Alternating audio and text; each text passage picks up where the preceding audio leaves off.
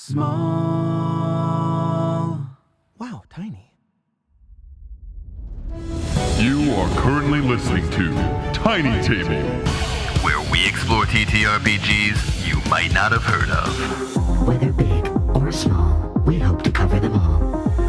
Because we know that great things can come in tiny packages. Daggerheart has the eepy sleepies. It has not died this time, as we will be returning to it, but regardless, grab your dagger, grab your heart, and grab yourself a cup of tea with 2 sugars, 3 on the side, as we get ready to dissect in this post-mortem. This post-snortum. As we take those sugar cubes and snort them right up. Yeah, absolutely. That's what my Metro card's for. Introduce yourself, Intrepid Heroes. Hey, it's Holly.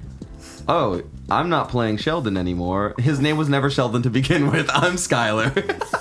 And I'm Neo. I am, have been, and will continue to be your game mistress, Julian. And here, we're going to talk a little about our thoughts on Daggerheart. Yeah, and all 3 of you are my milk deniers, but we'll get to that another time. The Skylar milk truthers are need to go to the top tier of Patreon to unlock more about that. I have it recorded.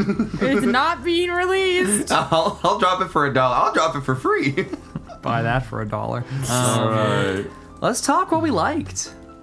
A lot. Most of it. Can I say, Matt Mercer and the whole team, honestly, I know Spencer Stark, I think, is the... Spencer Stark's the lead game designer. Yeah. Yeah, to you, to truly everyone. Good job so far. Great job so far. I honestly had a lot of fun. There was a lot that I found incredibly evocative. Everything from the art to the cards that denote your class features to... Well, really just everything. I like to how the dice function and the mechanics. Those 2d12s being the core rolling system. It's cool. And the with hope and with fear. Great system core. What a great d12, objectively the best die. And also best objectively the least used die for most class ranks, most people. Is also the die on our logo for the tiny table. Yeah, we kind of have to stand because of it. We have to stand. And also having the for the poor rollers in the group, we can go back and count how many times I rolled poorly versus not, but it felt better. Yeah. To have 2 dice give me the opportunity for one of them to roll at least a little bit better than the other one to create a better result. Yeah. And also, you're going to get a bell curve. You're going to have your results orbit a center, and it'll be rare for it to be low and rare for it to be high. And I like the 5 outcome system. Success with hope and fear, failure with hope and fear, and then critical success, which we managed to pop 2 of them. Twice. Cool. Yeah, I was worried that we might not get the opportunity to show that off, and I think, hey, maybe it's speaking a little bit to your dice luck that I felt like you were rolling pretty consistently well. You know, maybe you just gotta switch from D20s to D12s. As the DM here, I had the inverse fear. You know, mathematically, this game has a much higher chance for crits to happen than Dungeons & Dragons 5th edition, for example. 5th edition is a 5% chance. This one's 1 in 12. So I was worried the crits would be just flying out of everyone's butts. And mathematically, it was a sound fear to have. But 2 crits in a session, that's a super normal amount of crits for a session. Yeah, absolutely. So I was admittedly, there were some parts of this game that going into it, I wasn't sure how I was going to feel. One of it being the lack of initiative in in traditional Dungeons and Dragons, or honestly, Merrickborg had it as well. A lot of systems have this initiative system, and Daggerheart does not. And I was like, man, how does that work? And it honestly worked really well, because the more that we were succeeding and the more I saw Julian collecting these action tokens, the more freaked out I was of oh gosh, the hammer's gonna be slammed down on us. That was just one of the features that, I was unsure of, that Daggerheart, I feel like I was like, whoa, that's really cool. Yeah, originally very intimidating as someone who I think has just developed this sort of Stockholm syndrome with initiative, like it's all that I know. I've never really had games that don't operate on a turn-by-turn basis. Even Fiasco was very strictly turn-oriented, and so to have something where anything could happen made me nervous at first. I was trepidatious. I really didn't think I was going to like that feature, but when it came to the actual play, I felt it gave us much more choice and freedom, because not only did it allow us to kind of cut in, do different things at different times, but in addition, it allowed for strategic play where someone could go twice, taking 2 actions. Holly went and then had so much hope that they could create a tag team moment with Neo, and that was really tactical and really fun. It makes sense for Matthew Mercer and His jolly crew. his merry band of game designers. There's Critical Rollers. There we go. To create a game where narrative, collaborative storytelling of action is more the center of its play and structure. I definitely didn't feel lost. I didn't feel like, if one person had felt like they hadn't gone in a while, either they would speak up, or I feel like we would sort of prompt or point to them for something for them to do, or invite them to do a collaborative maneuver. So I was actually totally okay with the initiative system not really existing. I think creating a more cinematic action environment is just more fun, and so I really vibed with it. Yeah. I found that we did run into a few moments where one person would choose not to go for a pretty lengthy amount of time. I think, Skylar, you took a pretty significant chunk out of the spotlight, primarily because you were like, I want the people who do magic damage to go, because I want us, we had a big stack of action tokens in front of me. Very scary to look at. The Wraith was still up. Wraith had resistance to only you. It was a situation where the gameplay advantageous thing was for you to sit out for a while. I'm curious about what could be tinkered with in this system, because frankly, they have an optional rule, right? Everyone gets 3 action tokens, and once all 3 are in the middle, you can only get your action tokens back and do more than 3 once everyone's done at least 3. I don't even think that specifically, given the math of the scene, would have resolved that issue. So, I don't have a concrete solution to that problem yet. I'm a little wary about any system where it can be strategically advantageous for a player to say, I'm just not going to play for a bit, because it's mathematically worse for me to play right now. But I think that's a quibble they can work out in the game design. I think there's a way to get a system like this and still have that be smooth. What are some other things we like beyond initiative, Skylar? One final thing I will say about initiative before we move on to other topics just briefly is there is also, I think, maybe the slight criticism of, there were a couple times where I wanted to do something, but someone just spoke up a little louder, and then I kind of sat back, where I wanted to do an action, and I think we have a very good group. So this isn't a criticism on the system itself, but maybe just a heads up for people who are going to play this. You need to be able to work collaboratively and have discussions with your game table, both above table, maybe even before game, of hey, let's be cognizant and let's be fair of passing turn order around, so that way we're all getting an equal amount of the action. Because it could be really easy for maybe a shy player to get overshadowed just because enthusiastic players are ooh, I have an idea for the next thing. Ooh, I have an idea for my next action. Yeah, it's a thing where it'll be a problem if players are both enthusiastic and combat optimization centric. That combo will be the thing that makes this system hurt a little bit. You can have one or you can have the other. If you have both, that's when it's going to get a little scuzzy. But I think that's a kind of, if you know about looking out for that in advance, I think this is a thing you can largely address with soft skills at the table. I don't think this needs much in the way of tweaking to get it to where it needs to be for the system. Yeah. So something that I liked was I really enjoyed the hit point and stress system. I liked this idea of dissecting the two of them and having this idea of a mental toll that you're taking, especially as a sorcerer. I took a lot of stress, a lot of my things I could do with stress, and that was cool to add on, but I never took too much hit points, and I thought the idea of these thresholds was very cool. Yeah, the stress, health, dual pip system was excellent, right? none of the numbers felt so big or so small in terms of the slots and the armor stuff, really. Just that whole armor, It's all 6, right? stress. Yeah, it's these like little pips. And it was just so much easier mentally and visually to keep track of how many of one resource you had ever spent. And I just really liked it. It felt simple, accessible, and easy to understand. It's the type of thing where like we ourselves are burdened by like we've got like audio equipment on the table, but like these numbers are all so compact. I could like if we were playing in a more open board, if we had like character sheets in front of us, I'd be able to see where everyone's health is like by looking across the table. None of this like, how much health are you at? Okay, I'm on 17. Okay, what is 17 for you? 17 out of 26, and it's like, okay, that's percentages.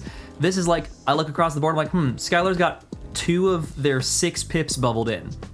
I know what that means. Yeah. Yeah, so I'm gonna speak on sort of 2 points in regards to this sort of health, stress, armor, all that system. One of the things that the pip system reminds me of, and this is a huge positive, is Darkest Dungeon. Yes. Where Yes. where you are not just managing your character's health, but you are managing their mental state, because having too much stress makes you vulnerable, makes you easier to kill. It puts you in a disadvantaged state. Honestly, I wouldn't mind seeing even more conditions tied to high stress, or even like stress layers. Like if you're at 3 out of 6, maybe there's like a minor debuff, and then if you're fully there, maybe there's a larger debuff. But before I digress too briefly, I think it makes some of the classes feel very special. I know when I was looking through Bard stuff, they had specific things to help with stress. Druid specifically had things to help with stress. Makes it the support role more open. And the other game that I'd like to compare this to, just as a quick note, is as someone who plays a lot of RPGs, I find it really, really annoying when the numbers become so large that they're kind of incomprehensible. 100%. Like when you're playing like a Final Fantasy or something and you're doing 10 billion damage. Yeah, and it's like, 99999. Yeah, what does that mean? That means nothing. And little segue, the reason I think I like this system so much is that because it reminds me of my favorite RPG of all time, Paper Mario: The Thousand Year Door remake, coming this May 2024, baby. By the time that this episode's This will be out, out by the it's time. been out. It'll have been out and you better have played it, because the numbers in there are boiled down to 1s and 2s, and like the amount of damage you're doing is so understandable and micromanageable. And I think the fact that Daggerheart encompasses a small numbers system with these pips makes it much more approachable and just boiled down to what actually matters, which is understanding how hurt people are and where to adjudicate your resources. I love the spending stress. HP being stuck at where HP was. I don't know. Maybe there are classes that we didn't play today that use HP pips as resources. Who knows? I don't. From the scan of the doc, I don't think I didn't so. see anything. Damn, no. Definitely. no. Hey, that's the adding your I offer my health for boons thing is the first thing Matthew Mercer ever designed for 5th edition. And- so Yeah. you know Blood Hunters come into this shit eventually. Absolutely. Not that we know anything about that. Let's give our love to Blood Hunter. Well, regardless of the health thing, but the ability to spend stress and armor even to reduce, I loved that. I loved being able to and hope as well. Spending hope, stress, and armor to pull off tag team maneuvers, or to wild shape. I had to use stress to do that. It was just User experiences. right, exactly. It felt really cool to have another resource to manage, which is so funny because when do we ever rarely say that? And it's a show of intuitive game design that we're seeing more liquid resources, and we're not going, ugh, another thing to keep track of. We're going, ooh, I'm getting exciting decision making. I have a quick round robin question for the table, because I'm the only person who didn't get to engage with this system, which is you get hit, you spend the armor. For Skylar, you could spend stress, etc. I've heard some players online saying that it's a lot of cognitive load to handle on a hit. Did y'all feel overwhelmed when damage was coming your way, or did it feel like a manageable experience? So, I'll be honest, you didn't hit me that often. So fair, bestie. So, I think I only I got could never, hit. Holly. I love you too much. I think I only got hit twice. Yeah, if we want to talk about getting hit, let's talk Yeah, about let's talk to young the big boy. Sheldon over Yes. here. Yeah, how'd it go, please, Shelder? please let me get up on this pedestal, because one, so incredibly satisfying to play a tank and to feel like a tank, because I feel like in Dungeons and Dragons, the armor is, oh cool, I have high AC and that's good and fun, like I can't get hit, whatever, but there's nothing that a high AC does to help me protect people. In fact, it does the opposite, because enemies don't want to target you because you have a high 'Cause you AC, have the high AC. so you're the anti-tank. Exactly, but in this, I specifically am the easiest person to hit. Basically, any roll will result in me taking damage and then having to expend a resource to mitigate that. I felt it was a very satisfying system. I really liked the fact that baked into one of the abilities that I chose, I could use that to protect other people as well. It made me feel really important. I will say, there is a little bit of mental math. There were some times where I forgot all the things I could add, because the armor I felt was pretty easy. I could spend armor to like reduce damage either below my severe or my major or even my minor threshold. One of my abilities gave me actually a +2. So if I took 2 damage or less, that would still count as 0 damage. Fun. Pretty cool. However, there was kind of a lot to consider when I had my Unstoppable going, which gave me resistance, and then I used my ability, which made me reduce damage by my strength as well, and then I was doing armor. There were a couple moments where, like, if I wanted to be like the most optimal, I would have been doing a lot of mental math. That tracks. For the most part, I kind of just decided I don't want to take any damage. I'll spend as many armor as I know, or stress, to guarantee that that won't happen. But I can see a little bit of that argument. I didn't feel like I suffered too much for it. Yeah, there was probably a bunch of stuff that I forgot or didn't even notice or realize I could add or spend blank to do Y in a helpful way. But it was also my first time playing. Yeah. And you know what? Even if I spent 50 times playing this game, I probably still could easily forget some of those potential options. So that I could see why some players would be like, man, I was forgetting to do a lot of stuff, or I didn't feel like it was intuitive. But like, even still, like on any given round or action that I had, I felt like this is of course low level stuff, right? Yeah. So The it was lowest of level, you would say. yeah, in fact, first level. So it was sort of a lot easier to keep track of. I'm sure with like more spells or more abilities, who's to say?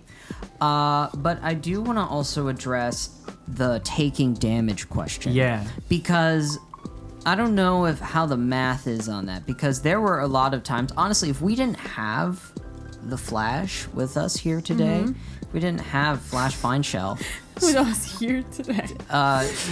but if we didn't have Fine Shell to like intercept us, like that moment in the Wraith fight where we were paired off alone, like we took a lot of hits, and those, you know, we were level 1 characters, so our thresholds were pretty low, but like some of those damage die got pretty crazy. It was like 40 It was damage. surprising to me how, like, you know, I'm looking at this monster you're supposed to throw against level 1 enemies, and, you know, obviously the math is different. It's built around this expectation, but I see roll 1d20 for damage, and I'm like, that's not a damage die.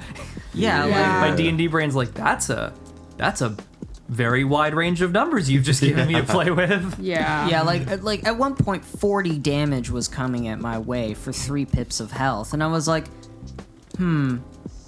I don't know about the math on that. But we were also level 1 characters, but this is also like first mission. I don't know. There's Who a- knows? I think it's actually kind of built into the design of the severe threshold that, like, the number of the damage coming at you can be stupid, and it doesn't matter, right? Like, it's gonna be 1, 2, or 3 pips. If you're using I the guess- optional rule, it can be 4, but that's it. So I'm like, it kind of helps adjudicate that swinginess. It gives you, honestly, Daggerheart is designed for an audience of people. This wants to be the thing that replaces 5e for Critical Role's audience, right? It wants to be their Fantasy Forever game that isn't 5e.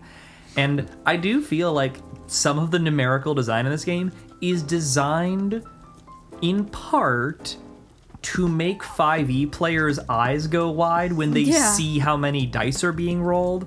Like, you tell someone, oh yeah, I'm rolling a d20 damage at you at first level, they're gonna go, d20 what? Kind of response. So I think that they have kind of designed this damage threshold system very smartly, where they can do design that is designed to feel a little bit gonzo, but in actual math, it's going to do 1, 2, or 3 pips, and that's all it's going to do. Yeah, the kind of benefit to that system that, you hear all the horror stories of, I played a one-shot at first level and my character got crit and died in one hit. It's like, that you is can't. literally impossible with this system. True. Yeah. Because you will always have 6 pips. It will at least take, in the worst case scenario, 2 hits to kill your sorry ass. Kind of talking about 5e, I would love if me and my fellow players of Skylar and Neo, because I think we had mentioned this in an earlier episode, we all picked our favorite Dungeons and Dragons classes and picked the Daggerheart classes that were Like the equivalent. The equivalent. So my Druid's 1-to-1. yeah, and so is Sorcerer. Guardian was a little extrapolated. Yeah, I could have gone for, I think it's the Seraph that has the more like, if you want like, the Paladin-y. healing side of Your like Paladin. favorite classes like Paladin and Fighter. And yeah, I just love tanky marshals in Favorite general. class would be And Warlord. We were just talking about the names. yeah. But so, I heard that, Julie. So I think already first level, the Sorcerer at first level in Daggerheart is much more powerful than the D&D first level Sorcerer. I really enjoyed that I could use stress and then kind of do all these different ways of, specifically for the Primal Origin, molding how I did the magic, while they're like making it like hit more people, or I can make it stronger, or make it more likely to hit. I thought that was really cool. I did wish that I had almost like a cantrip, like a damaging magic spell, because I had the Arcane Gauntlets, which did magical damage, but it used my strength score, which was lower than my instinct, which is what the sorcerer subclasses that are out right now. Really small thing. Oh yeah. I thought it was really cool. I think it is really cool that Daggerheart, your like spell casting or your like ability that you use for most of your roles is not designated by class, but it's designated by subclass. But I was then a little disappointed that they didn't utilize that at all with any of the current beta subclasses. They all use are the same within the class in which ability they use. I'm sure that will change as time goes on. I just was really looking for this is a finesse sorcerer, or something like. Yeah, it's something. I figured out why it is Why? that the subclass is where the spell casting ability is printed. Yeah. It's because it's on cards. Oh. And you don't have a class card, you just have a subclass card. So that's why it's formatted like that. It's, still a thing to kind of quibble with. It's interesting, the idea to design a game around cards. It's almost like you're maybe designing a game around a thing you want to sell a lot of physical products for. Who's to say? Ain't nothing wrong with that. Hey, it's a check. The reason why it's formatted like that is because it's printed on cards. Okay. But I agree with you that it's weird that, like, when you've got that formatting, you'd really think, like, surely there's a single subclass in this game that will pivot which stat I can use. Yeah, because I feel like the thing in D&D that I've ended up doing so much is, like, I want to play a warlock, but I want to play, like, a not a socially great warlock, so I want to play wisdom warlock. So I bargained with my DM of, like, can I play an int warlock? And so it seemed so cool that Daggerheart was, like, giving you that option that you're not necessarily tied into a spellcasting ability. But, again, it's just 1.3, so that could change. Yeah, it's one of the things that I've played, or at the very least have read heavily, a lot of Pathfinder 2nd Edition, that they do with their subclasses. Basically every single rogue has a different way of operating. There's a strength rogue, an intelligence rogue, a dexterity rogue, and it's all based on subclass, which I think is very evocative. And when I first saw that same sentence, I was like, wow, that's really cool. And then I looked at all the subclasses and I was like, wow, that doesn't exist in the system to experiment with at all. And I think if that's something you're going to include, Mercer and team, if you're listening to this, I think it would be better to put that in the playtest now, rather than assume that is okay and going to work totally fine and kosher when the game releases, and then add stuff that totally throws things out of whack. So yeah, I guess kind of to finish off how I felt about Sorcerer, I just wish I had like a damaging cantrip almost, or like, because I had Minor Illusion as my Sorcerer class feature, was something I could do. I just found myself wishing I had a damaging, like, long-ranged option. I mean, yeah, like the answer to your question, Holly, is you could have picked, like, a dual staff as your weapon, Is that which is ranged? instinct far. Oh, it's instinct far. Yeah. Okay, cool. So I guess I think that's another thing of like, as I was going into this, I didn't know what was best to pick. So I picked things that felt thematic. Yeah.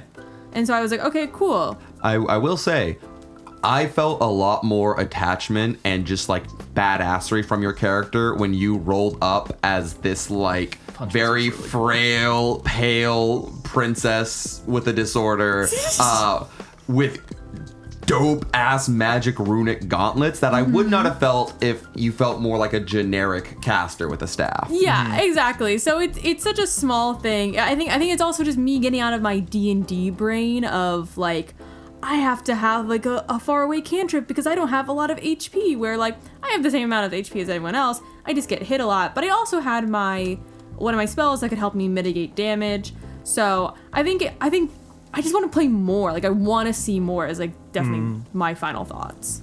Yeah, I guess, I think maybe we could each speak on the classes that we played and what we felt. Mine's going to be short and sweet.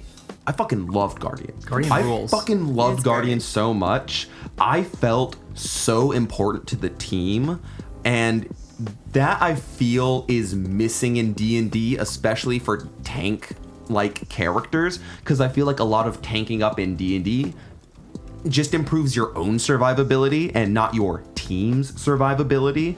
The features present in the Guardian class, and specifically with the Valor domain, really make that fantasy of I am the person who stands on the front lines and you will not get to my party before you get through me feel real and feel fun and feel powerful, which is so important.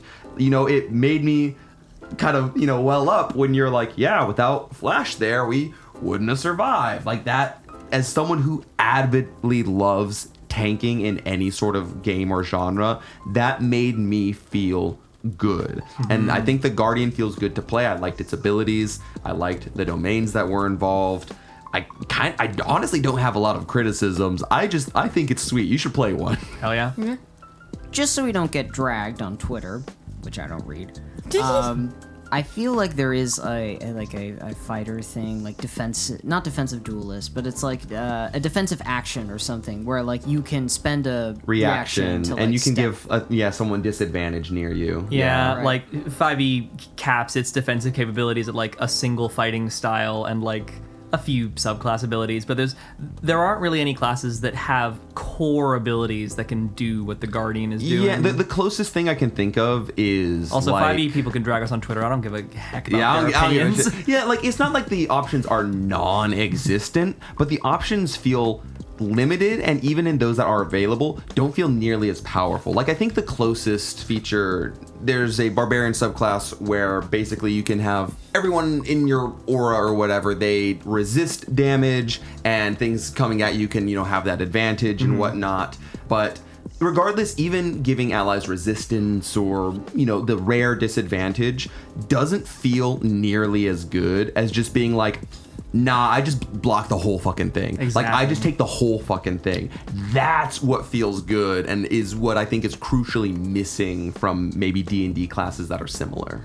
So, playing Druid in the Daggerheart setting, I liked a lot of things. I really liked how it didn't require, because we don't have the structure of action, reaction, bonus action, I could just pop into Wild Shape and not have it use up a whole action. I could use that to immediately attack on the same turn, which is, really useful and kind of takes away that issue with the different types of Druid in D&D. And I like that it uses stress, right? Uses stress to turn to Wild Shape. Great, that makes a lot of sense to me. There was a little bit of an issue, I think. I felt disincentivized sometimes to turn into my Wild Shape, though, because I still did a little bit more damage in general, not in Wild Shape. I'm sure that changes with level ups, and also that when I'm in the Wild Shape, I guess to counterbalance that, it provides advantage, which is pretty cool. But I remember in the latter fight just straight up thinking, well, it's not magical damage, but that would have been the same in 5e anyway, so it is what it is. What were some of the forms that you could have turned into? Yeah, so I like the way that they tackle the beast forms for the druid class, right? Instead of like having to choose out of this really long monster manual list and comparing tiny little details, which was the part I least liked. This is actual hell. Which is, I had to create a pre-made list, which they've already done for you in Daggerheart. You kind of have an agile scout, a aquatic scout, which is nice that you get at first level, and pack predator. So like, you know, 2 types of utility builds, and then like 1 damage creature, and then like inside of the and like broader type, it lists like potential animals. In agile scout, it has like fox, weasel, it's mouse. Aquatic scouts like eel, fish, octopus, and pack predators like wolf, coyote, and hyena. That's cool. Level 1 That's really octopus, cool. hype. Yeah, level 1 That's octopus hype. is crazy. Yeah, it's pretty good. But like, you know, I think it was a little tricky to get used to because they don't use a different health or stat block. It's pretty much just your stats plus or minus, you know, Like a few modifiers. a few modifiers, exactly. But like, for example, when I was pack predator, it's +2 strength, and then it uses strength to attack, and like, I guess like just with my particular setup that wasn't particularly useful. So again, you know, just kind of like getting used to it was a little bit strange. And also, this is a part I don't like, but the animal hit points and your hit points are the same. So you pop out of wild shape when you are fully out of health, but you don't like use up their temp HP and come back to where you were prior. You're just dead. Yeah. Or down. So as a person who liked using their wild shapes to like provide massive swells of temp HP that I could burn through and then, you know, pop back in, that was a difference. Not sure if I liked that or not. I would have to play it longer to make a final adjudication on how much I like that. Yeah.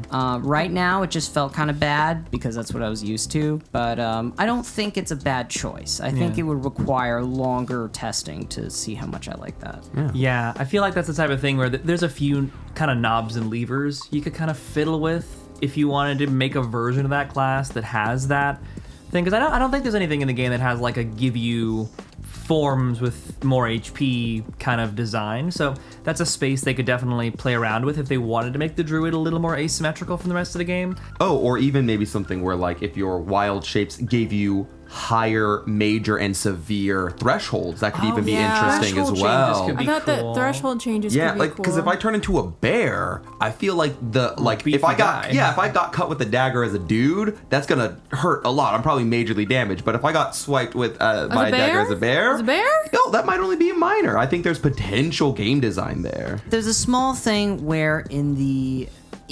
healer subclass of druid where it's like spend 3 hope to heal 1d4 hit dice of someone you're touching, and I'm like, I don't know about that math. I was never able to use healing, I felt like, because I never managed to accrue enough hope to do that. That is a lot of hope. That's Yeah, a lot. that's of the same as hope. a tag team maneuver. For Yeah. 1d4 healing, I guess like the health number is smaller, but I don't know. That felt, I didn't get to use it. I didn't get to use it meaningfully in combat, and as a druid, I'm a support class, so I'm used to casting healing. Yeah. Not being able to It's- do that felt not so great. That I would is- be cool. 2 hope. 2 hope. Come on. 2 hope. Yeah, come on. Hey, 2 come hope. on. I'll take it. 2 That- hope. I'll take it. that 1d4. is- Come on. You had this rate to do a d20 of damage. That is one of those points where it's maybe a singular thing to consider about the smallness of all the numbers of armor, of stress, of hit points, is that it's like, if you want to introduce randomization involved in those numbers, you have a very small palette to work with. You've got a D4, you've got a D6.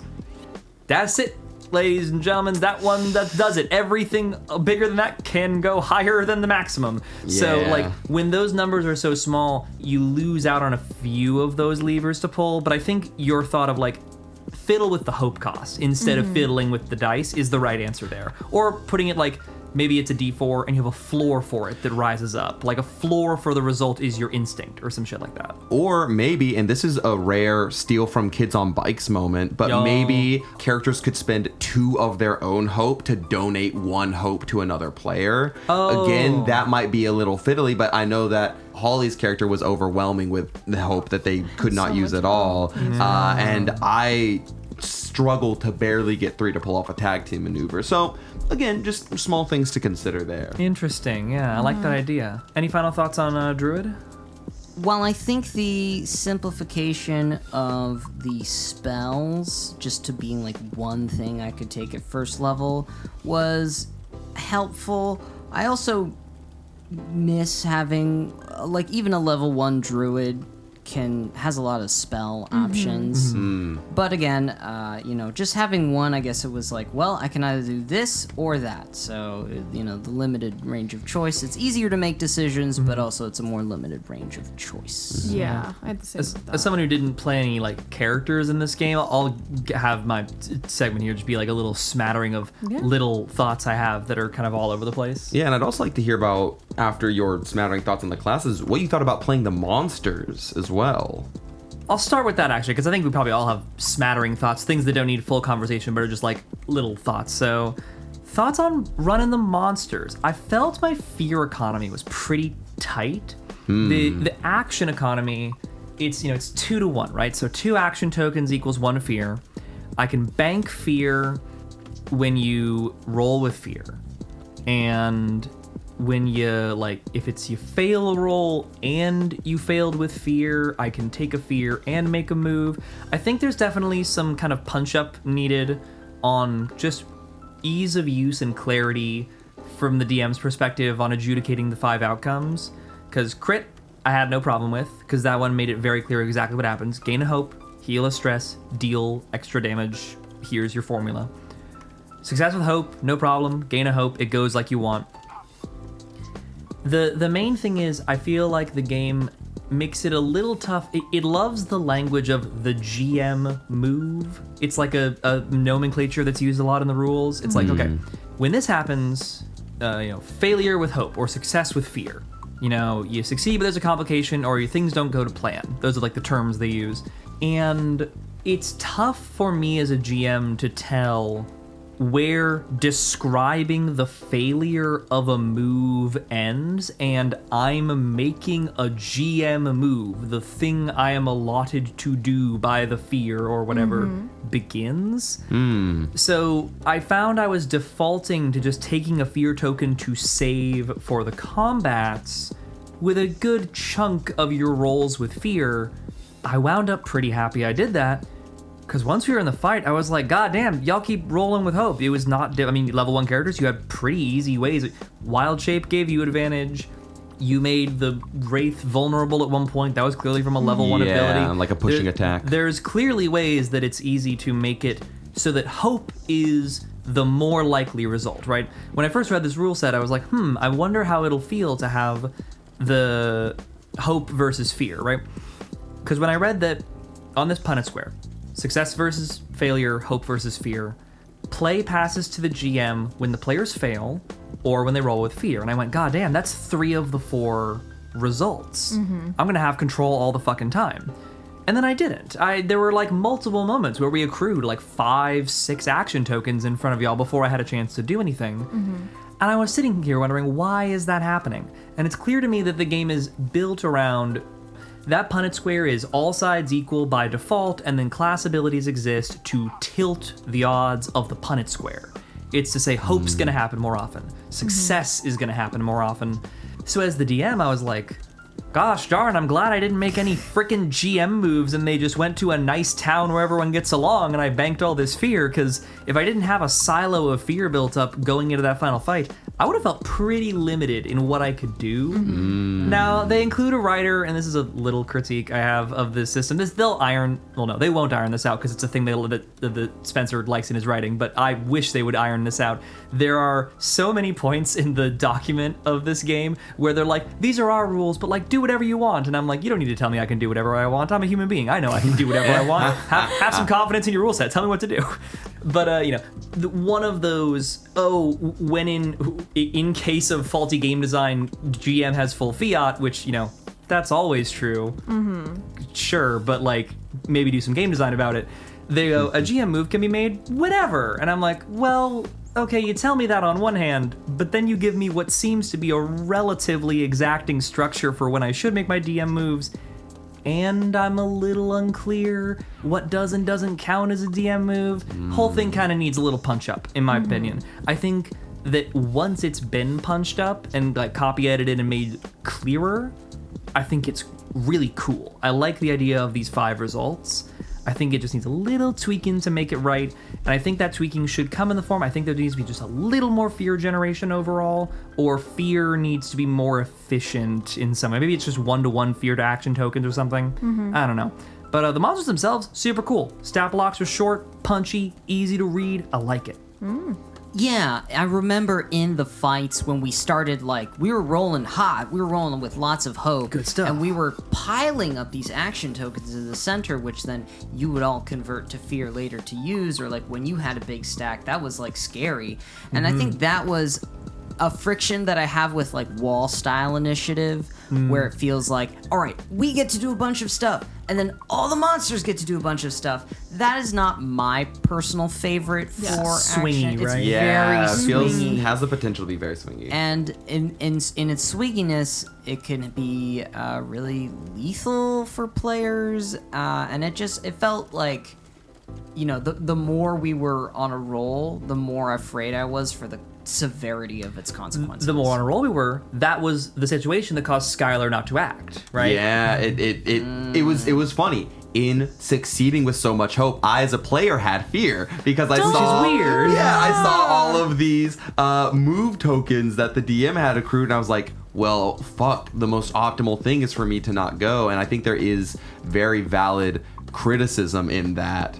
Though I will say again, getting to see all your monster moves, like especially the ones that used fear and an action, I thought were really, really cool and really terrifying. If there's maybe some suggestions I could throw out, and again, I'm not a game designer and I don't know how any of this would work, but some thoughts that immediately came to my head is like, hey, maybe after, you know, taking on so much stress, you know, the GM gets a fear token because we're stressed out, we're pushing our bodies. Oh, that's that fun. makes things, yeah, like maybe, you know, every 2 times you take a stress, there's a fear token, or maybe there's like a roll or something. I don't know how you'd balance it without making it crunchy and whack. Yeah. You know, you'd want to make it seamless, but there's a potential there. I think there could also be features in like the classes or subclasses. Like I imagine like maybe like, and this is because I think one of our good IRL friends, E.G., who's probably listening to this right now. Hi, E.G. What's up, E.G.?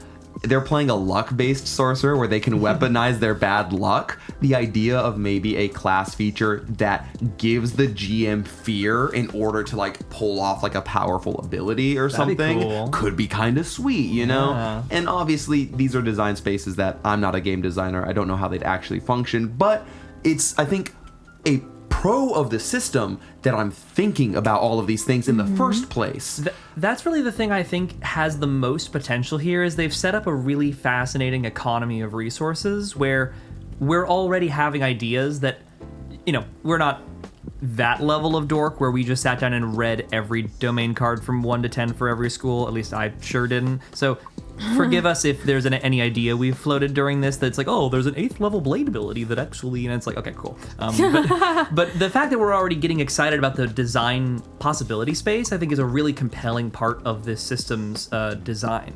Yeah, it shows that it's got great bones. It's got Yeah. good old bones. Lots of calcium in these bones. Again, I can't overstate. I really liked this system. I thought it Agreed. was. Yeah. It still felt, you know, like all the, you know, management, resource stuff that and stats that we like about D&D, but it felt streamlined. It felt slimmed. It felt easy to use. Yeah, it trimmed a lot of the fat, I think, which ultimately is good, especially if you're trying to make a system that can be introduced to new players or people who are maybe overwhelmed by like the, you know, crunchy rules of 5e, because it's something we've talked about. Like 5e is quote unquote the most approachable D&D's ever been, but that's still leaps and bounds less approachable than things like Fiasco or even like Kids on Bikes or some of the other games that we've played whose rulebooks are much, much thinner. I have another tangent I want to go on about the system, but before I do, I'd like to pass it to you, Holly. Are there any other things that really just stuck out to you that you either enjoyed or maybe even have critiques for? Something that I just really love, and we talked about this before we started playing, is that it happens a few times in this playtest manuscript but it happens for every ancestry. And they have all these sketches of every ancestry and how they can look and like very different, like if they were this class, if they were this class, if they were this build. And it's so refreshing after the, sorry D&D to drag you again, but that's kind of the whole point of this podcast. Yo, we're Dungeons and Dragging them. Is that they have the one, like they have like, cool, this is what a tiefling looks like. And it you often have to go over to old Pinterest.com to really get an idea of what you want. But like I'm looking through here and I'm like, this is adorable. Even like the tieflings, they have like 7 or 8 different ways of how their horns could look and their horn designs. And for the giants, it's like, hey, they could have 1 to 3 eyes. Here are the different skin types. The fungrel, which is a new ancestry that I think is unique to Daggerheart. So cool. They have all these little mushroom creatures, and they talk about how their caps grow in the different types of ways, and how if they're damaged, they grow back. And like, it just, and they talk about like how goblin ears are really expressive. And I don't know, there is something so charming about the fact that it is sketchy. It's just so cute. Yeah, one that really stood out to me was their fairies, because I feel like I had been locked in this creative mindset of fairies are just small people with wings. Yep. And that was my whole limitation. And then we not only saw this in game, but you see in the art, a lot of them are like fucking bug people. Yeah, like you've got bugs. like beetles, you got like Hollow Knight ass shit going on. Finally got the Beetleborgs. And the fact that you were like, oh yeah, this dragonfly lady fairy is like, what, 7 foot tall or like human size? I was like, my mind was blown. Like I had been so limited in my like preconceptions for this particular race from other like fantasy things, specifically Dungeons and Dragons, that I had never thought it could branch out into these. And I think it speaks just leaps and bounds the amazing job that the lead artist did for these. I think we have their name.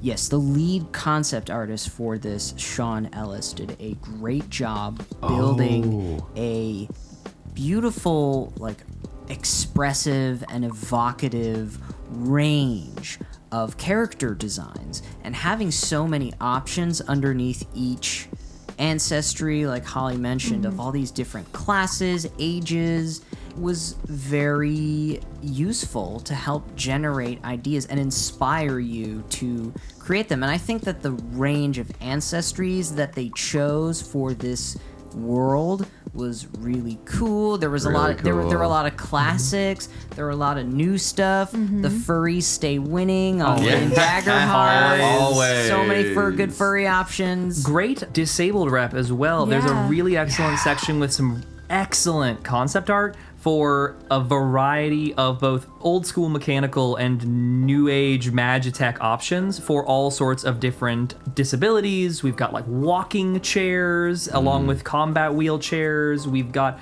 flowers sensing over cane. your eyes that give you ocular implant stuff. Like so many cool ideas for wanting to portray a disabled character that I find is like, you know, a lot of games like to be like, it's a fantasy, do what you want, but then they don't give you any ideas. And if you're like not disabled yourself, you might not have ever done that kind of like fantasy world building before, so it's good to like get those wheels turning. Yeah. With that, one of the other major things, and probably the last thing I personally want to talk about, though I'm sure if you guys get into something, I'll have ideas to bounce off on, but I gotta give a huge shout out to the domains system in this. I thought the domains were super, super interesting. The fact that every single class obviously has its own features and like its own subclass abilities, but every single class is made up of 2 of these 9 domains, I think is brilliant. And the reason I think this is brilliant is because there's 9 different domains, and I think currently 9 playable classes, each with 2 subclasses.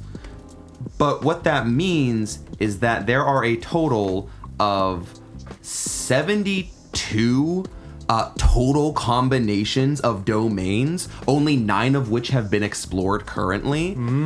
They have already set themselves up to create another roughly 60 classes to play, because there isn't, say, an Arcana and Blade class. There isn't a Grace and Midnight combined class. There isn't a Valor Sage class. There are so many domains that have not yet been combined, and it gives the actual designers a lot of wiggle room for creating new content and new classes. And it also gives those prospecting players who love to homebrew the ability to easily make new content for this game as well, because all you have to do is slap a couple of keywords together and then make a couple subclass features and a class feature. I think that's great. As you were listing those two unique domain combinations, I was already generating ideas of like, ooh, that could be like, you know, like this kind of character. Ooh, Spellblade, and or like this one could be like an old like battle arcanist or like, you know, cool shit like that. Like my brain was already firing. Yeah, it's so simple, and again, it's so evocative, and I think it's one of the things that makes it cool, especially with these being like cards and decks, the ability to kind of mix, max, and shuffle. Yeah, I gotta go back to that card thing is really awesome, that I could print these out, cut them up, and then just have them on my table so that as visual reminders of like shit I can do. So I think that actually having them be a card system is great for types like me. Something I think is going to be smart about that, I have a feeling, based on how the PDF is laid out, that when you, in the final release, when Daggerheart comes out and you can buy the fine, nice printed deck, I don't know if they've said this. I feel like I've heard it mentioned in one of their design talks. They are going to have only one copy of every card. Yeah, that's why they in the rules, they encourage you guys to not pick, like, classes that would have the same domains. So that you don't have to buy cards, but they're like, well, you can always download them and cut them out. But if you want to have the nice, like, probably, like, nice cardboard and or whatever. It's a structural incentive to not like want to step on each other's toes, like to make sure everyone does something unique and feels like they're owning their own niche. Little thing I love from the book, if we're talking things I would steal, cards, stealable as heck, put them everywhere. We love cheat sheets. Yeah, as 3 out of the 4 of us are playing Balacho currently. We're a sucker for cards. Big on cards. Also, small addendum, I think the number I said of It's combinations 36. is too high. Yeah, it's 36. Yeah, it's 36 of which there are 9. Yeah, I forgot to account for all the doubles. Yeah, so I don't get blasted on for all those mathletes on Twitter. Yeah, you were like, not only is there Valor and Blade, there's Blade and Valor. Yeah. Have you considered? Have you considered? But my favorite page in this entire 300-page PDF is page 139, which is at the very end of the little, like, 4 or 5 page long written example of play.